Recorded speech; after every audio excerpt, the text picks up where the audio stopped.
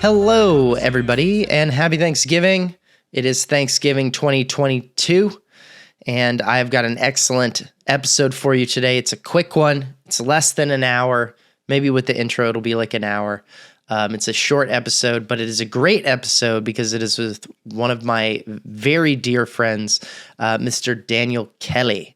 Daniel Kelly is from Houston, Texas, and he graduated from School of the Arts at the same time as me, in the same program as me. We are Gerald Friedman's last 4 directing students in the 20 years that he taught that program. You can listen to me talk to Wiley Gorn and Stephen Kopp, who are also the other 2 people who graduated with us. They also have done the show, is what I was going to say. So you can listen to all of us. I officially got everybody together. And if you haven't seen the first episode that Daniel did in 2020, like during lockdown, I got Daniel and I happened to cross paths for the first time since graduation, and we recorded a whole episode that is available on the YouTube channel, but also now available on the audio platforms. I published that yesterday. So that's Daniel Kelly's part 1. This is part 2. And we both indulge in alcohol during this episode. I should make that clear. It seems like I have today, but I haven't. This is just how I am. It seemed appropriate to publish this episode on Thanksgiving since we're both kind of having a loose time.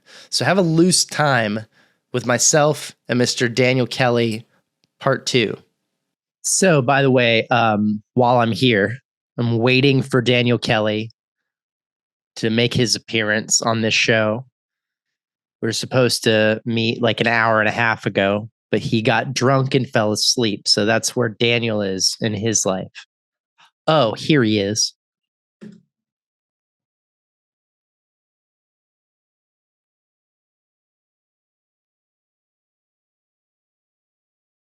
Oh, you already started recording. Oh yeah, I wanted your entrance, you piece of shit. I deserve that. Yeah.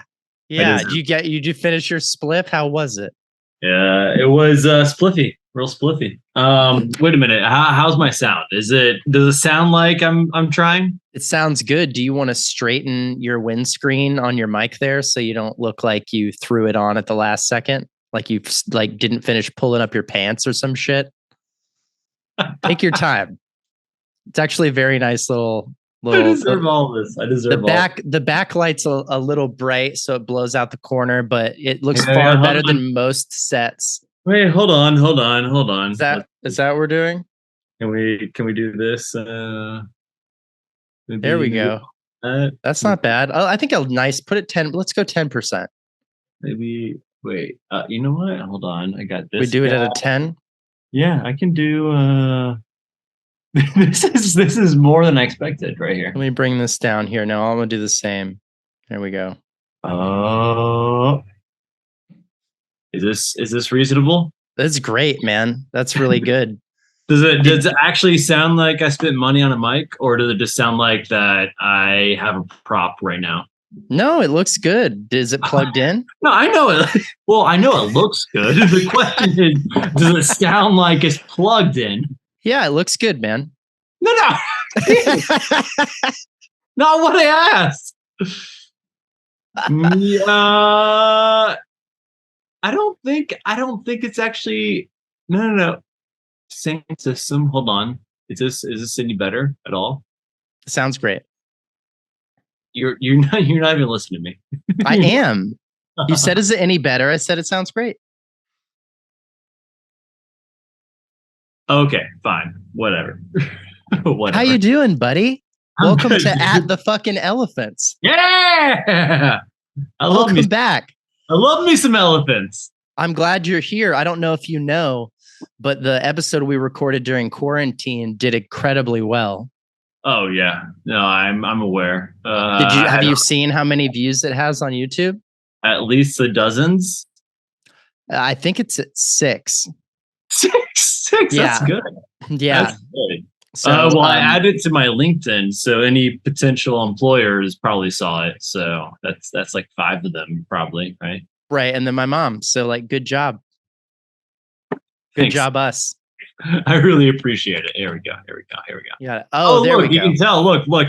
I'm musically inclined. See? Yeah. Oh, because of the ukulele on the wall. Yeah. That's what that means. Are you like dating a girl from 2008 or? I am. She's half dead. Yeah.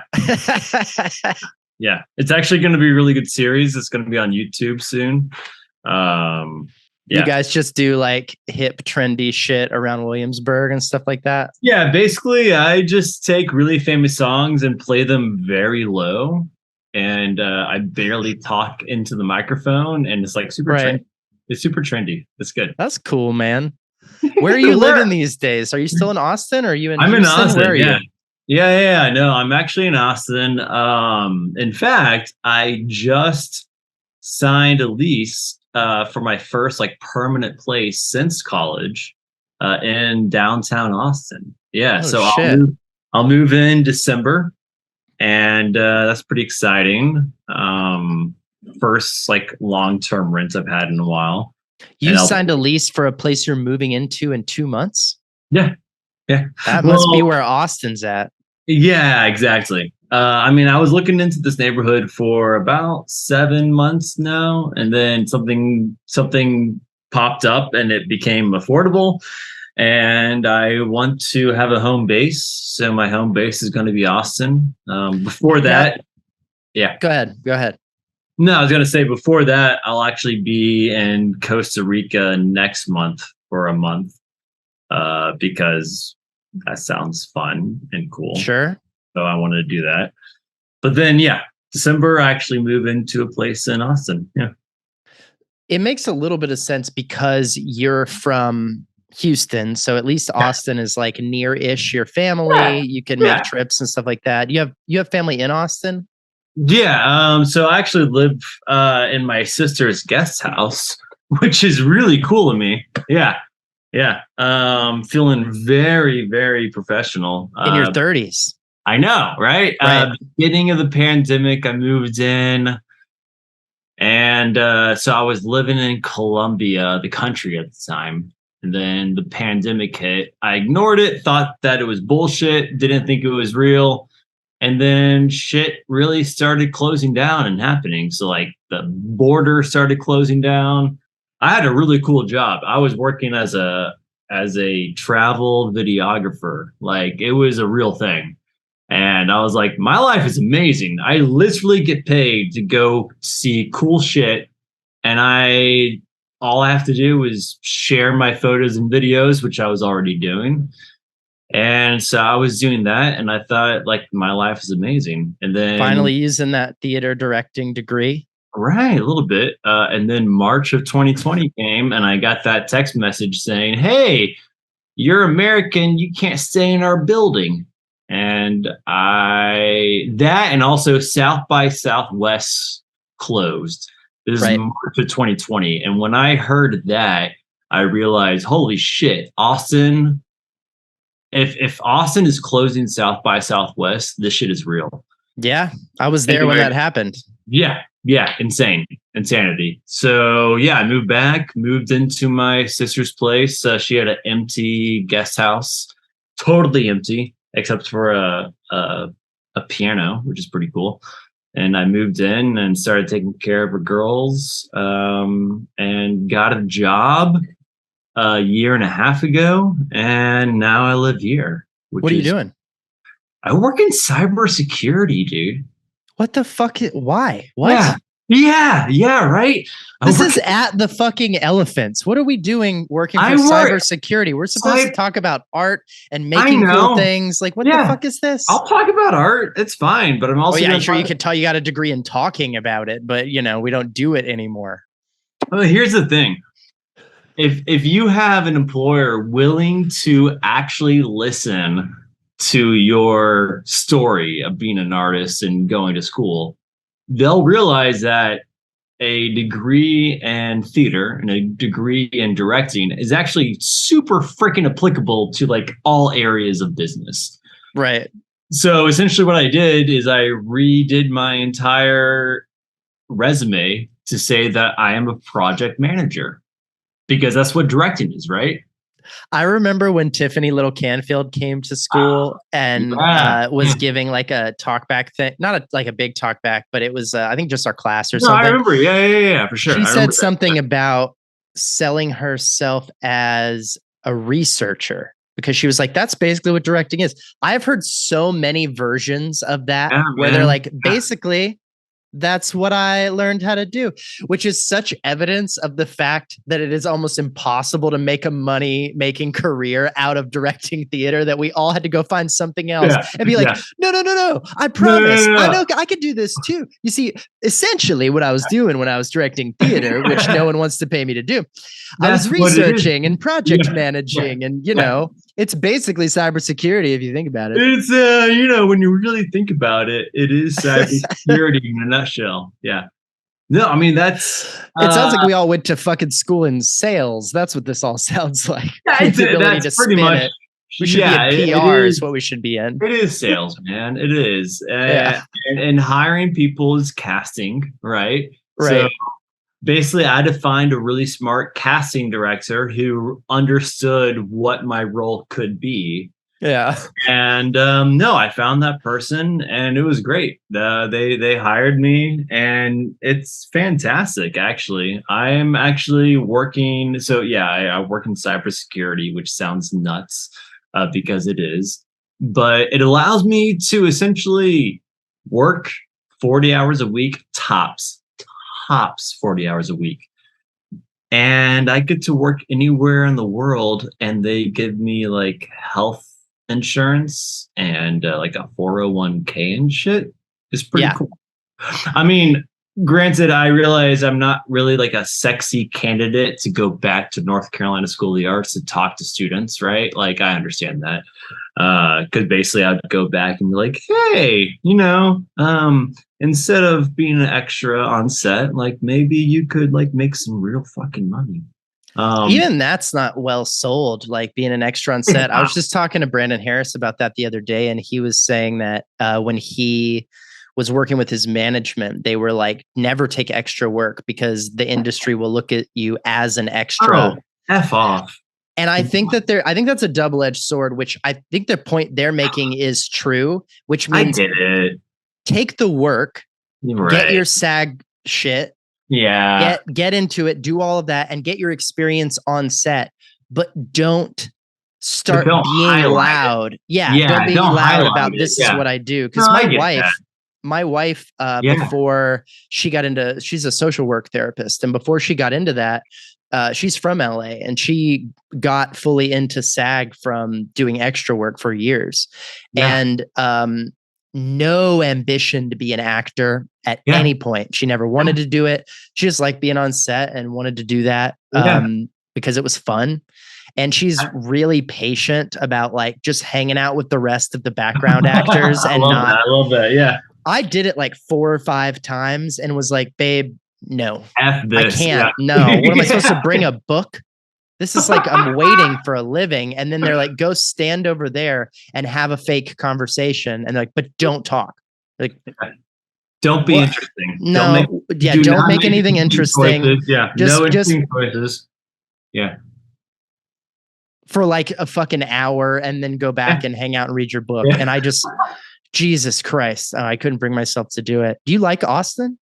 I do. I'm trying to learn more about it, to be honest. Man, that makes one of us. I fucking can't stand that town. Really? Tell me why. I've lost I'm trying to learn to love it. Good luck. I don't know. I'm not gonna help you with that. No, that's fine, man. That's fine. Like, if you're happy there, that's good. But if you need help loving it, like, you're talking to the wrong guy. It's hard to make friends in your 30s, right? Like, that's true anywhere. Yeah. It's just hard. It's not easy. You don't have a community. You don't have a built-in community unless you have a school, a work, or church environment. You don't have a built-in. If you're working remotely too, you're not getting that go into the office experience. And no, that's totally true. And so yeah. So without that built-in community, it's it's freaking hard, man. It really is. But you're going to And- experience that anywhere you go. That's not Yeah. exclusive to Yeah, yeah, Austin, yeah. Texas. That's like No, absolutely any not. city as someone in your 30s without a community. Yeah. And you do have to find that. I mean, dude, I had a community built entirely around me while I was in Austin twice. And I left both times like my ass was on fire because I fucking can't stand it there. It's a few different things. Okay, so I'm from Austin. I was born in Dallas. Yeah, I know. Yeah. But I moved to Austin when I was like 7. So I really grew up there. And I lived in like Manhattan for a year in high school. But other than that, I was fully an Austinite my whole growing up. And then I graduated high school. I lived there for almost another year. I went away to community college. I was one of those cool kids who thought he was doing something with his life. Cool. Yeah. And I went away to community college in East Texas, like Northeast Texas near Tyler. And then I came back. I didn't even finish the year there. I went back. Yeah. And I was back in Austin for another like 8 or 9 months. Still like, I got to fucking get out of this town. And then I finally got out and I went to North Carolina and we met and it was so great and met a lot of great people from Texas. And I really immediately didn't want to blame the city of Austin when I was living in North Carolina, but I did blame the community I was a part of. I had a few friends in Austin, but I just never felt like it was just where I was supposed to be. And then I got to North Carolina and I was like, I don't think this is where I'm supposed to be forever, but I like it here. Me and my wife talk about moving there later in life because it's fucking beautiful and cheap. No, and I get it. Like I totally awesome. get it. Moved back to New York. I valued North Carolina more when I left than when I was there, for sure. I think a lot of people I talk to post NCSA feel that way. They're like, man, that was fucking kind of a great place to be. It's like a actual, believe it or not, for anyone listening who hasn't spent a lot of time in North Carolina, it's actually kind of purple. It's not strictly like a full red state or blue state. So it's a cool place to be. Moved to New York after graduation, had a good time there. And then I moved back to North Carolina for a little while, eventually made my way out to LA. And when I got to California, that's when I was like, this is where I'm supposed to be. This is my place. This is like, I fit here. I don't love everything about LA. Like I definitely have criticisms, but most of the things that people complain about LA don't affect me or I don't encounter them at all. I drive an electric vehicle and a motorcycle, so I don't care how much the fucking gas is. You have a motorcycle? Yeah. Well, I have a motorcycle like I had in college. It's a big scooter that requires a motorcycle license. So I say motorcycle to save time. 51 cc's, yeah. 150 and 150. It'll do 70. It's a good little bike. I love it. But yeah, it's like fucking 80, 90 miles to the gallon. I don't care. Yeah. No, it's awesome. Yeah. I do mostly work remotely, so I don't. And even when I was out here not working remotely, I was going to set. I was working on TV shows and making cool shit that I couldn't find anywhere else. I was like, this is the place to be. Yeah. Then I decided, which is the long story of another podcast that people can go listen to about my decision before the pandemic to go to Austin for what was supposed to be 3 months. I was going to go there, start this comedy venue thing with my dad. And that 3 months was supposed to end March 2020. Right. It was going to be like, all right, that was great. Here, you guys keep doing it. Austin Comics and my dad. Yeah. And I'm going to go back to LA to make TV shows because that's what I want to do. And then the pandemic happened and I spent, I don't know, like it was Texas pandemic. So about 3 months, maybe, that we were in like actual kind of lockdown of not being able to go places. By the end of the summer, things were opening back up. Yeah. We had like 6 weeks of like, hey, don't you're go out. Not allowed to go to Rudy's barbecue for like exactly. And then in July, they were like, you should go to Rudy's. It fully changed. And I also spent all my time living in Austin in a 2-bedroom apartment with my dad. So that's part of my struggle being there again. That sounds not good.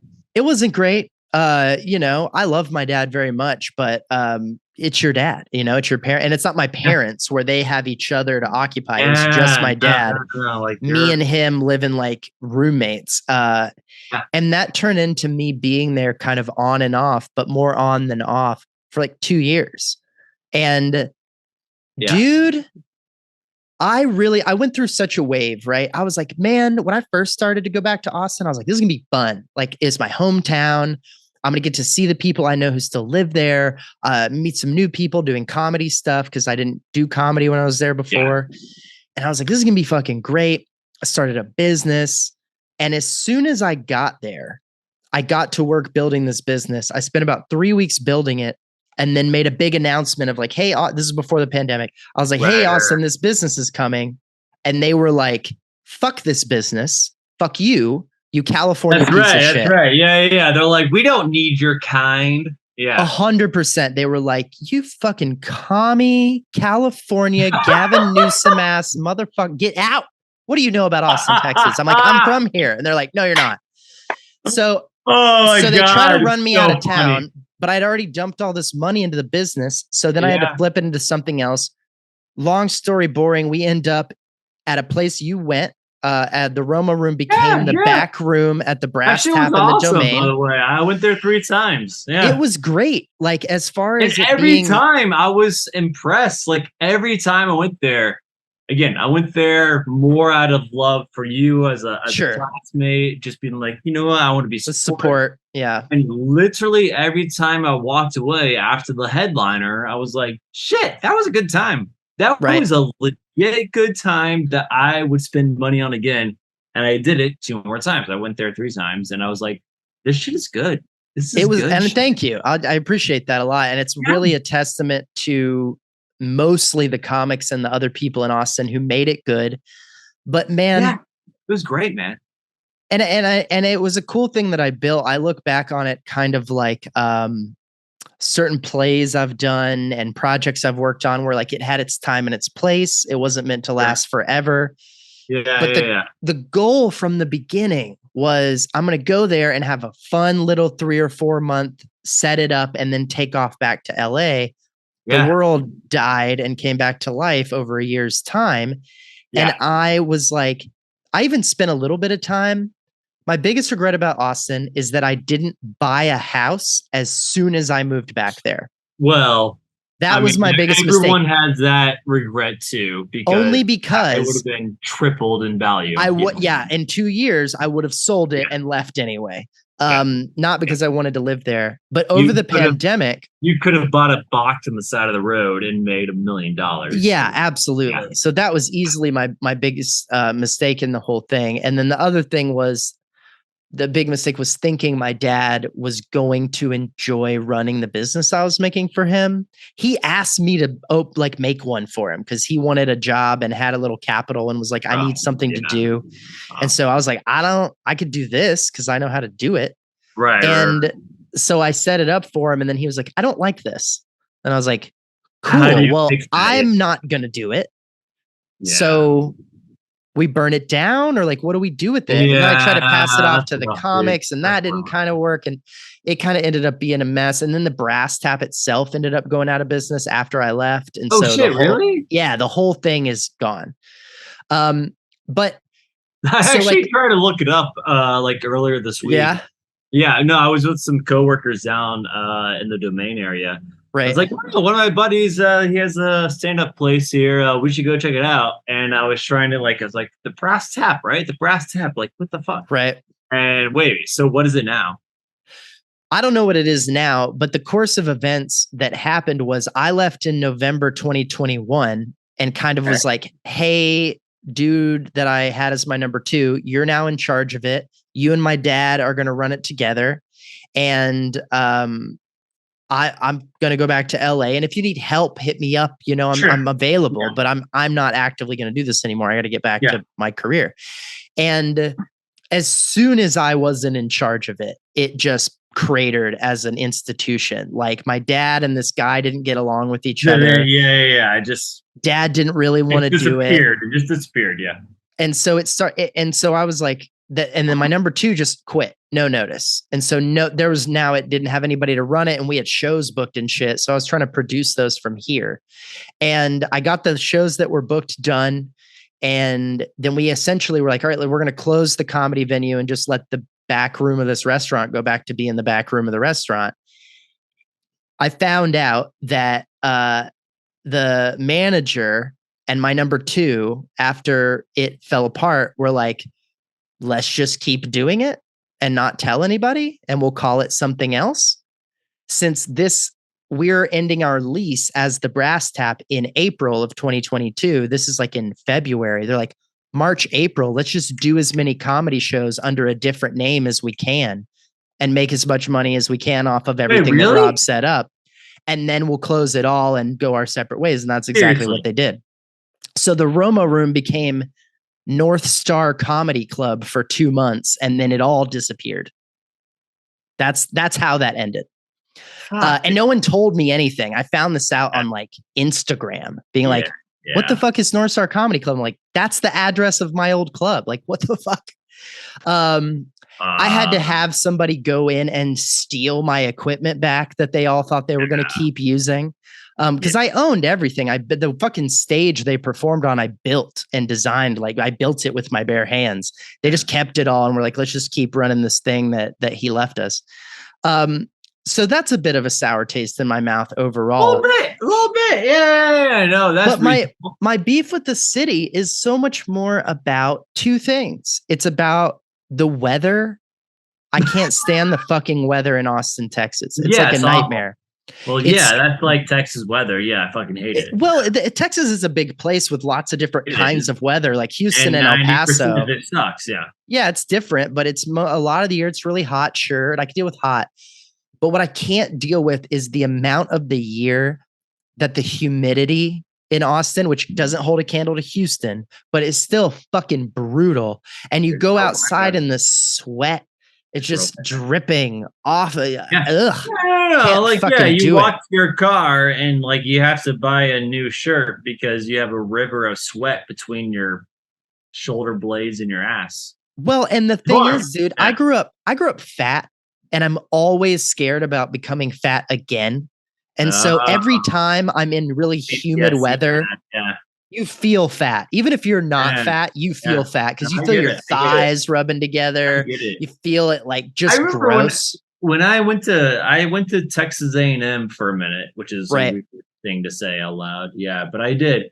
And I always thought like, oh man, this is crazy. Like I'm sweating and I'm not attractive and shit. And then I get to class and I take off my backpack and everyone takes off their backpack and everyone's back is just a drenched, sweaty stain of pitness. It's horrible. Yeah.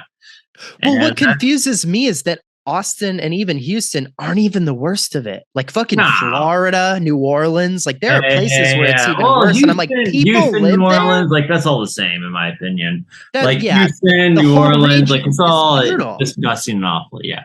So there's that. Talk about awful weather. And then the other thing that the gripe I have about Austin is that energy that I encountered when I first got there and everybody tried to shut down my idea and do the original comedy venue and tried to, dude, I don't know if I've ever really shared the full details of that. And we can do that at another time. I made a video about it at one point that's on my YouTube channel. I can send it to you of kind of the story of how fucking brutal it got. Yeah. Like, I got canceled by my whole hometown. I mean, oh no, you did because you were like hundreds the outsider coming in and like yeah. So it wasn't just that isolated incident happened because half of those same people ended up on my stage getting paid for comedy and telling me I did a great job. So it wasn't just that. It was the fact that attitude of let's just brutally shit on this thing before we spend any time dealing with it.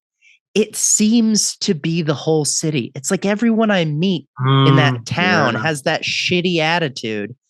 And then later they embrace the thing they were talking shit about. And they're like, yeah, I guess we should have given that a shot. Anyway, let's just keep going. Like it's everywhere. It seems to be wall to wall.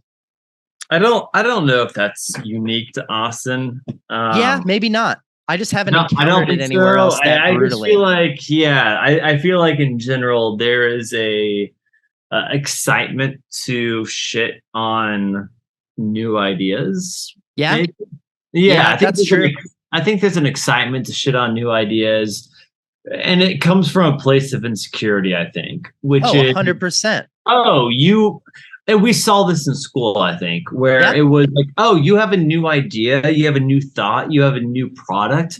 Let's shit on it because it honestly, it kind of I don't know, it makes me a little more insecure.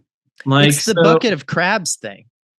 yeah, what's that? What's You don't know that? about that? Dude, No, no, no. this is Tell me. like one of my obsessions. This is a real thing that you can look up. And anyone listening to this, if you don't believe me, fucking go look I this mean, up. I It's probably real. believe you because I'm already entertaining it. So go on. This is some Nat Geo shit. So Yeah.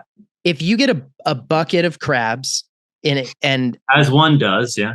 you know, if you're hunting them, do you fish for crabs? I don't know. If you're crabbing, you're out crabbing, getting your crabs together, and you have a bucket full of them. And if one of the crabs kind of starts to kind of climb to get out of the bucket, the other crabs will pull that motherfucker back down into like, you're not getting out of here, dude. You think you're better than us, motherfucker? Yeah. No, no, no, no, no, no.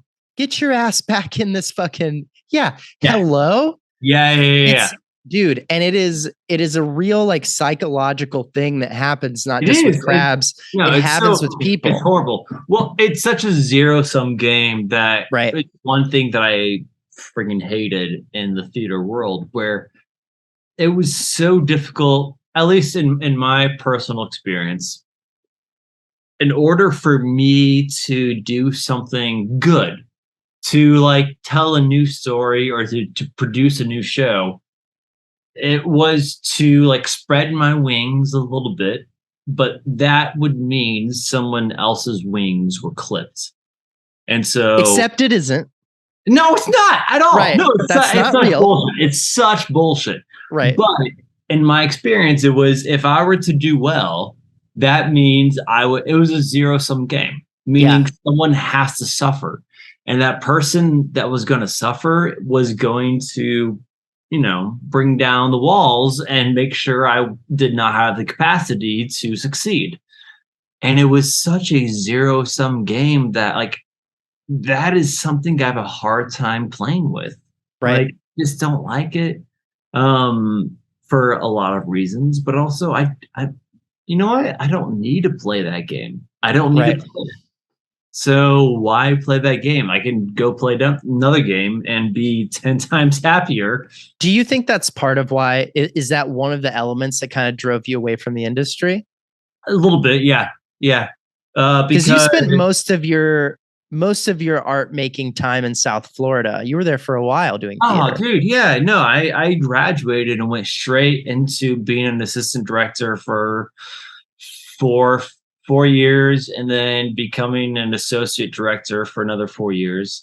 So no, I mean, I was working full time in theater, and I was doing good work and I was producing good work, but it was it really was taxing. It really was, because at the end of the day, I felt that my whole sense of value was tied to my work, and that was not healthy. So for instance, if you like put together a great show and the review comes out and they're not appreciative, then you don't feel appreciated. That's not healthy. Like, you don't want that. Yeah, that's not good. That's not okay. And I've started to feel that way with the Romo Room with ticket sales. Yeah, dude. Like, I'm like, this guy's a headliner from fucking 20 years. He's been one of the best comedians in America, and yet no one's coming to the show. Yeah. What did I fuck up? How did I fail? How did I drop this golden goose on the ground? Why? Yeah. Like, you feel such a sense of guilt and such a sense of I don't know, like it's not good. It's not healthy. It's not.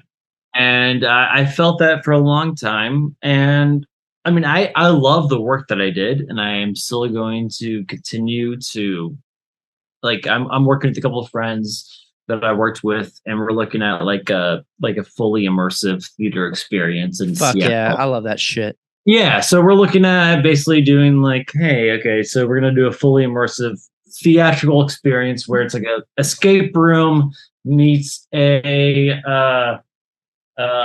scare room, and we're Kind of gonna like a figure Sleep No More sort of vibe. Did you Sleep ever No get to see that? More. Yeah, no, so I did So not, great. but Sleep No More is definitely a heavy influence but we want to actually influence the outcome of the plot. So Sleep No More, like you can go 100 Is a times. set. Yeah. Yeah, you can go 100 times, but you're not going to influence the actual outcome. Correct. Yeah, that's true. But like essentially now I'm in a place where I can afford to do more crazy shit because I have a good job Yeah. with the basically I have health insurance and all that good shit. So I could actually make bigger risks than I could 5 years ago living in the theater. I'm doing this. I have the exact same attitude, man. I get the money from making TV, and then I get the benefits from my wife. There you go. Yeah. And once I balance that out, yeah. Now I'm like, I want to make a feature film in a couple of years, and I will, and I won't trip about it, even if no one sees it. We can do that because I think that's hugely important. That is largely glossed over, and when we were at school, right? Right. No one's going to say like, hey, you can actually, take some shortcuts and get a real job, and then that'll enable you to do bigger things. They're not shortcuts. I feel like the conversation that's had at school is one that is not even always had. A lot of times it's just this assumed idea, because you think about the people we went to school with, dude.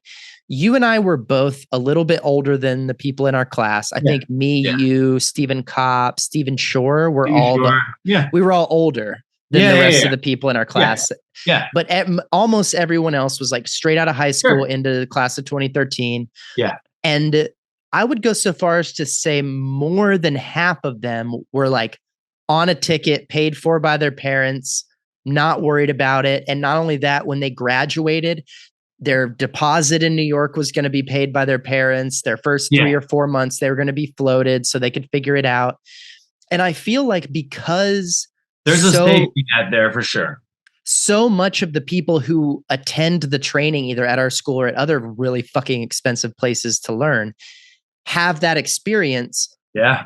Everyone who's teaching, and even the industry when you leave, is kind of built around that being your circumstances. Dude, do you remember when we went to fucking like New York with Carl and we were taking meetings, and they were like, exactly we're gonna say, they were like, hey man, you should come do this internship when you graduate for like $150 a week stipend and a bed to sleep in. Yeah. And it's like, I was there just laughing, going, are you fucking kidding me? Like, what? How the hell will I pay for I just got done working for free for 4 years. Exactly. No, I thought now I get a job. It was a joke when I got there. I go, you have no idea the circumstance I'm coming out of. And you want me to live in New York City while I do this? Yeah. The fuck are you talking about? Yeah, exactly. It was kind of offensive. It really was. Well, it's offensive to me and you because of our circumstances, but it's not as offensive for the people I just mentioned who are kind of on that, trust fund until I'm 30 trip where they get to take their time. And I didn't even realize we had trust fund babies in our class until later on. I was like, oh, that's a real thing. That's a real thing. Yeah. Well, and also that was pretty wild. It's a cool blend too, because at least at School of the Arts, there is a blend. You go to some place like NYU and you're almost all that way, because it isn't $35,000 a year. It's fucking $70,000 a year. And they have to live in Manhattan while they go to school. So those kids are even less, Yeah. And so we at least had people who had to work at IHOP while they were going to school, or had to do, fucking go sell vacuum cleaners in the summertime. Yeah. Shit like that. And at least we had some working class heroes like alongside. I love that. I love that he works at IHOP, dude. That's so great. It's 4 years, baby. So good. 4 goddamn years slinging pancakes. I'm getting overnight. More wine. Do what you need to do. Wine. You make good conversation. Hold on. I'll critique your backdrop while you're gone. That's what I do. I'll be right back. My biggest concern, or not concern, but my bigger question is whether or not the light under the couch was planned before, or if at some point we got the light and we're like, let's put it under the fucking couch. No. I'm a big fan of lighting. What do you call that? Like, that's very popular now to like put a strip of lights behind furniture or the TV or a painting. Super sexy. You call it sexy as fuck. I don't know what it is. Do you turn it red when you have ladies over to the couch? When I have ladies over to the couch. Do you not have ladies over the couch? That's exactly what I do. Yeah, I turn it to red. No, that's exactly what I do. It's a slow fade. Let me get you another glass of wine as the couch light fades to red. Red like this Malbec. I don't do it. Hey, nice. Well done. Hey, you had that shirt in high school. No, college. I didn't. No? I had one just like it that was very similar. But no, I got this. I got this at the Domain. At the Vans outlet before it closed. Oh, well, this is new. I just haven't changed my style in 15 years. That's all. No worries. But hey, plain V-neck shirt guy. Let's not throw shade. What I do. You've been doing the same shit for fucking 15 years too. 25 years. I like a good V-neck in one solid color. Yeah. You're doing it. It works for you, man. Did you say you text me that you just finished 30 days no alcohol? I did, yeah. I'm doing sober October right now, so I'm with you. Okay, very cool. I mean, I'm in the middle of it. I'm not getting wasted on wine on the conclusion of my time. Yeah. No, I've done this a couple times. It's a whole 30, which is essentially no sugar, no anything fun. Basically, I'm doing no sugar for my October also. No fun, yeah. So it's no sugar, no carbs, no legumes, no dairy, no legumes. You can't eat beans, bro. I love beans too. I love black beans. I love peanuts. I love them so much, dude. But yeah, no, I did that, and it turns out I'm a happier person when I don't eat crap. So yeah. A reset is key. What's up? I said a reset is key. Yeah. It's good to do. But I also did I've always had like horrible sleeping issues for the majority of my life. Like I did not sleep well from, my mom would tell me like I just never slept well. But so I started taking medicine like a couple of weeks ago, and it was amazing. It was actually for nightmares. So this was you took medicine for nightmares? Yeah, right. It's crazy. What? So this medicine was originally developed, I want to say for like prostate issues or something. It's one of those weird things where it's like, no, we developed it for this, but we saw a potential for this. And then like, yeah, it's nice. So it's amazing. Does it go in your ass for the prostate, but then you swallow it for the nightmares? It does. Yeah. So you have to chop it up, and then you just, yeah, it seems like it would be easier to insert if it weren't chopped up. Yeah. They must be big. That's what I said. Anyways, it was really effective. It's really great. It's amazing. But in general, yeah, like I started taking that, and that's really helpful and awesome. And then I started not drinking, which turns out when you stop drinking, you're just a healthier, better individual, which sucks to realize. Do you consider yourself someone that's had trouble with alcohol as far as like volume and how frequently you use it? I would say that it occupies my mind more than I am proud of. So, and that fact that, for instance, I can quit for a month, and that makes me feel like it gives me the wherewithal to say like, no, I'm not alcoholic. I can quit for a month. Right. But if I don't commit myself to it, if I don't say, hey, I'm not going to do this, then yeah, I'm going to like drink to excess way too often. Like I have got to make a pledge, like an external pledge to say, hey, I'm not going to do this. Right. So I don't know where that leaves me in the world of alcoholism. All I know is that my relationship with it is not what I want it to be, for sure. Like the fact that I have to say externally, like, hey, I'm not going to touch this for a month. And that is a deciding factor that keeps me healthy. Right. I don't know if that's a good thing, right? Do you know that Stephen Kopp is sober? No. Yeah, he's like recovering, fully sober. That's terrific. So you'll have to watch his episode. We got all into That's it. terrific, He goes into it in detail. Yeah, I saw him at my wedding that both Wiley and Stephen came to. But it was a good, which was tough because my wedding had both a weed bar and an alcohol bar. Yeah. And so for those who were in recovery, I was like, over here, there's karaoke. Well, yeah. I mean, you let people know, right? 100%. Yeah, no, it was on the website and shit.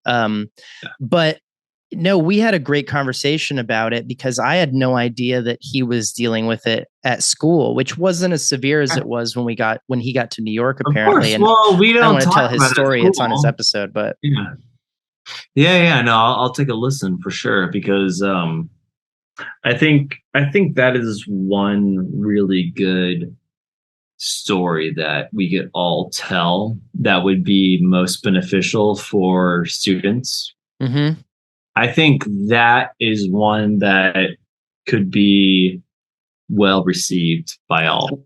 We didn't talk about that at school at all. Absolutely not. No. The only time it ever came up was if someone was fully off the rails, life falling apart. Off and then the rail.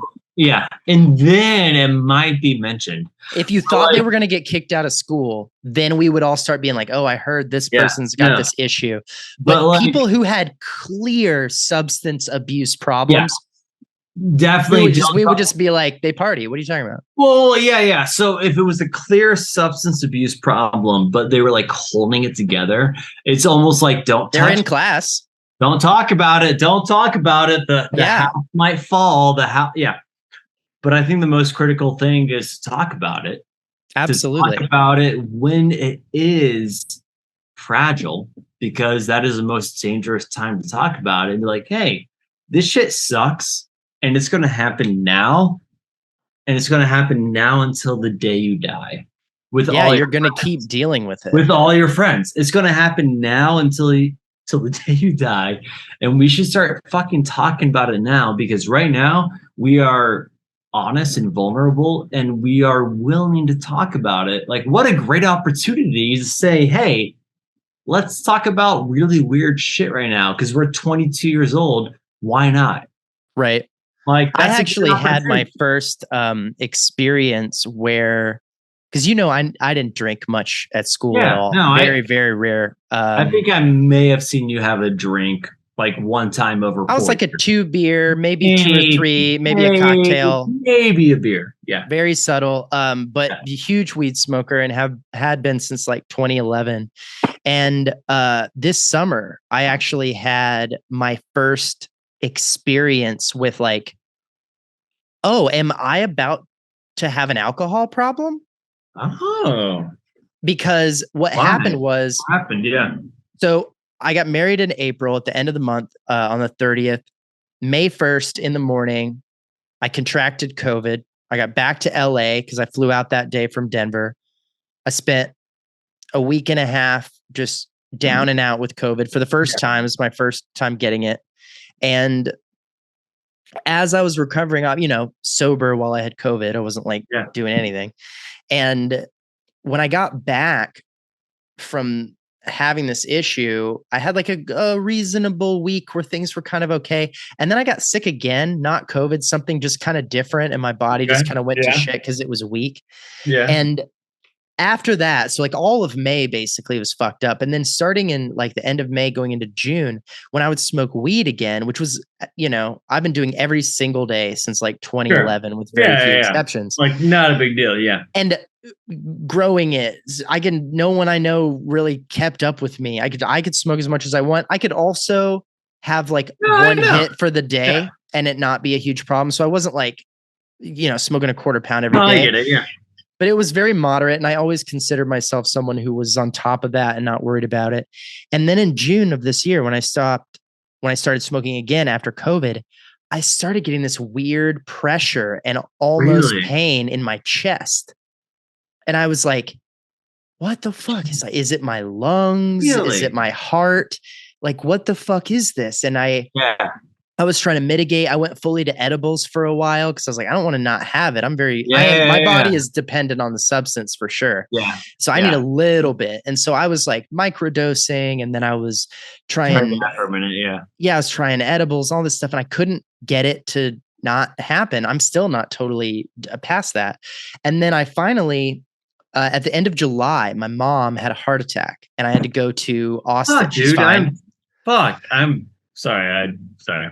No, it's okay. It was very severe and it was very scary, but it was like next morning hopped on a plane and I was in Austin for a week and a half. She's fine, full recovery.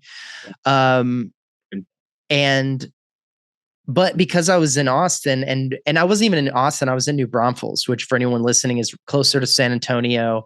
So I didn't know anybody close. I just was with my family and my mom. So I didn't have any. What? Give me a holler anytime. Oh, well, of course. But I was, I was focused on doing that and taking care of them. But so I was like, I don't really have any weed. And I was like, this is a really great opportunity for me to just fully take a break from it and see maybe I'm done.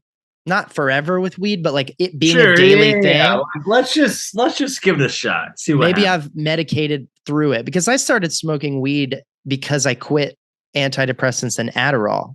That was why I started smoking in the first place. Really? Yeah, because I felt it helped with those issues. It made me happier and it helped me with focus. And so I was like, now I don't need pharmaceuticals. We need another. God, we should have a pharmacology podcast. Good God. Yeah. No, I could talk about it forever. So many questions. Like yeah.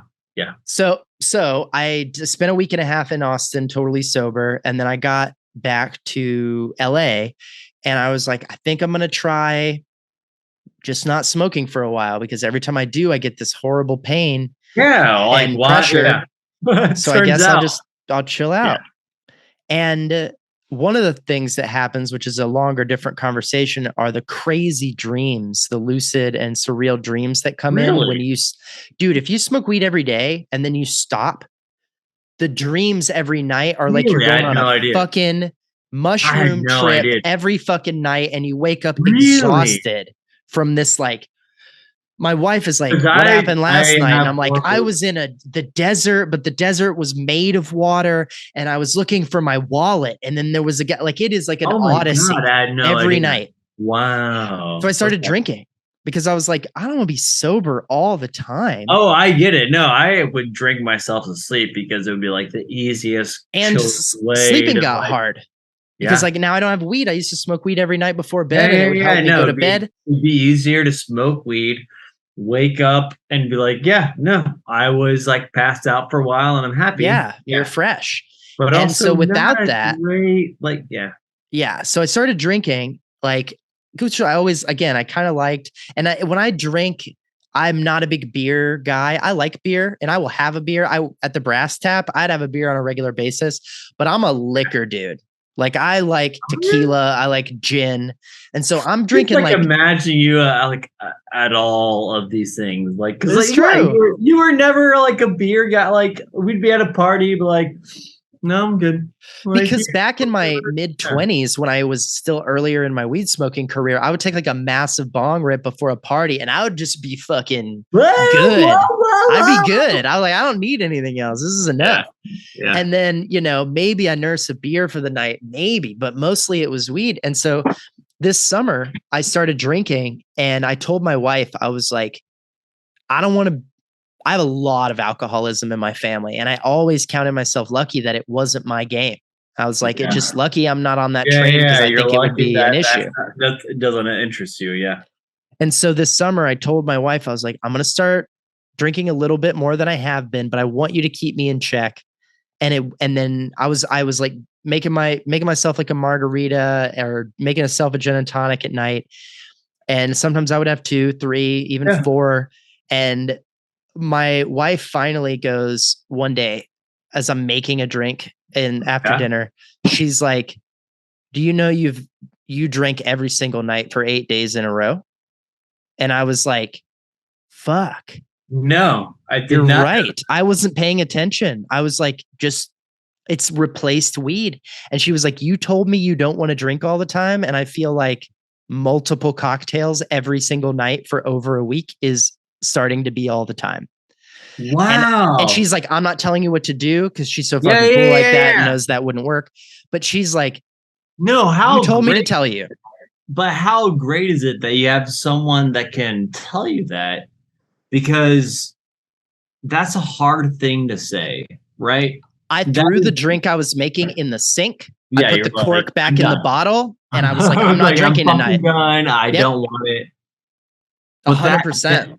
But how valuable is that? Where you have someone saying, hey, I realize that you said you didn't want one thing, and now I'm looking at this thing, and I'm seeing that maybe you're doing the thing you don't want. And so, like a good director brought it to me as a question and not a direction, right? She was like, do you know?